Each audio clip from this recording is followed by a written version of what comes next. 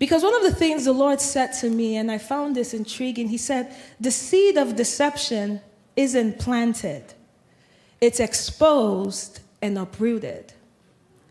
And I found that so intriguing because then does that mean it's in every one of us?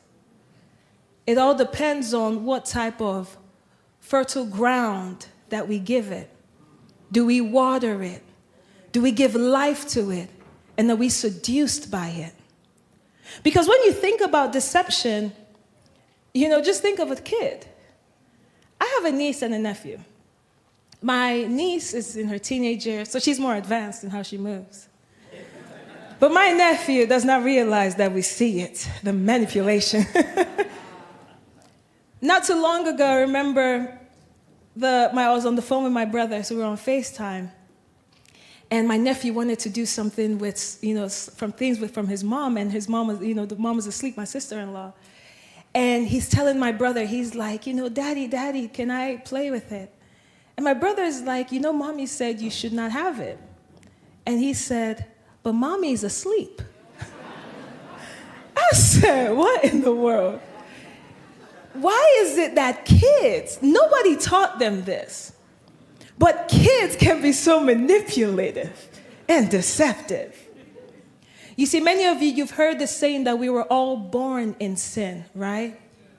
But what does that actually mean? How is it that we were born in sin? I'm going to do a lot of teaching today because I really want you to understand the message behind this. So there's going to be a couple scriptures, but I believe God is going to do something so beautiful. You see, one of the first scriptures is Genesis 1:27, right? And check this out. The Bible says, so God created man in his own image. In the image of God, he created him. Male and female, he created them. So in the beginning, we see how God created man in his image. And the image of God is not flesh and blood. It was not about a physical attribute. It was about a spiritual attribute. That we were created to bear the image of his nature, of his ways, how he thinks, how he moves, his rulership, his dominion. That's why when God created man, he talks to man about having dominion.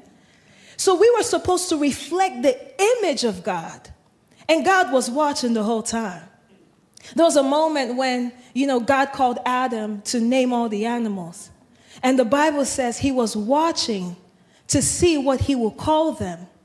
And then the Bible says whatever Adam called them, that was its name. Adam was moving in the mind of God. But then when the fall of man happened, man no longer bared the image of God because God would never listen to Satan. Man was always supposed to reflect who God is to creation. That is why God, because sometimes you wonder, why is it that even the enemy had access in the garden? Because man was supposed to reflect the image of God. God knows that, the enemy could be around. Doesn't mean he will listen to him. It doesn't mean he will submit to his ways. It doesn't mean he will be deceived by him. Because even after Satan has been kicked out of heaven, the Bible still gives us accounts where Satan will show up. The conversation about Job happened in heaven. So God is not intimidated by the presence of the enemy. And as image bearers, you are not supposed to be intimidated by his presence. So God allowed Satan to have access on the earth, the same way he has access in the heavens. But none of it is his home. His home is hell. He just hasn't been sent there yet. But it was never about this fear or intimidation because God says, you have my image. You have my rulership, my authority. But when the fall of man happened, man began to reflect the image of a fallen man. The image of one who gives in to the desires of the flesh. And this is what happened as a result. If we go to Genesis 5 verse 3, the Bible then says, and Adam lived 130 years and begat a son in his likeness and after his image. and named him Seth. You see, no longer was Adam given his children. It was not about how Seth bare the image of God. Now he's bearing the image of the fallen man. And so now all of reproduction is bearing the image of the first Adam. That's what the Bible talks about, the first Adam and the second Adam, who actually has a better witness. Because it is through Jesus that we were reconciled to bear the image of God again. That is why even when Satan came against Eve, because when you bear the image of God, you are not at war. Your flesh and your spirit is not at war with each other. And so the tactic of Satan, you see, Satan did not come against Eve with something fleshy. Because if he wanted to really attack her flesh, he would have said, Eve, come on now. If you eat this fruit, you will be the ruler over all. Eve, you would not submit to nobody. So Eve, you would just be sitting down and Adam would be feeding you grapes. It would have been something that enticed the woman. You said, say what, Satan? All right now. But Satan was so, deceitful that he attacked the very thing that was a spiritual desire. They were created in the image of God. And Satan brought a deception and says, there's a deficit in your image. He says, Eve, if you don't eat of this fruit, then you're not fully like God. But if you eat of the fruit, you would be like God, knowing good and evil. So Eve is like, wait. The more she was listening to him, she starts thinking, oh, there's a deficit in my image. There is something wrong with me.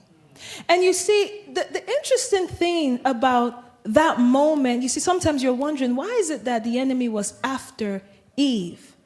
And the whole time Eve the Bible says, and Adam was right there.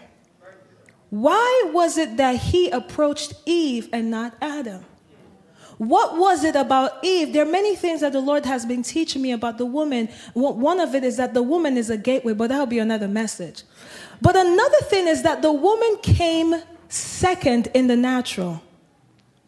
And you see, many times the enemy is always looking for what is it, like the moments, the things that you feel like you missed out on, to use against you. When people are telling you, you see, maybe, for me, I didn't grow up with a father. My father was murdered as a baby. The enemy would come and start looking for deficits in your life. And you don't even realize all along God was right there. I didn't miss out on anything. The enemy attacks Eve because he recognizes Eve has not, even though she has been here since the beginning, but she was hidden. Adam was the one who was naming the animals. Adam was having conversations with God. You never really see any account in the Bible up until the fall of man that Eve is having a conversation with God. So in the idea, he's looking, what is a loophole? Who has a loophole? What can I use against her? Well, she wasn't really there when he gave the command. Adam maybe told her. She wasn't really there when he named the animals. Maybe she's already questioning. Maybe she's wondering. And this is the thing with the enemy. Right before the moment you're about to press in and perhaps ask God a question, he shows up. And that is why when we talk about how the counterfeit always shows up before the real thing, you have to check that in your life. Right before God is about to bring you the answer, the deal, the partner, counterfeits just start popping up everywhere. And they look good. I had a counterfeit in my life that I was dating one time. I said, he looked like sunrise. But he was the absolute counterfeit. Nothing about our lives made sense. But the enemy is looking for this loophole. He says, right before God does the real thing, let me see if I can get you in the moment where you doubt. Let me see if I can get you in the moment where you're lacking confidence. Let me see if I can get you, because the reality is that God says, cast all your cares before me. Cast everything, for I care for you. When we cast it before God, He gives us revelation. But on the way of you carrying your burdens to the Lord, the enemy watches your posture. He watches your head held down, and he says, this is the moment to attack. You have to be very careful when the math is not mathing in your life.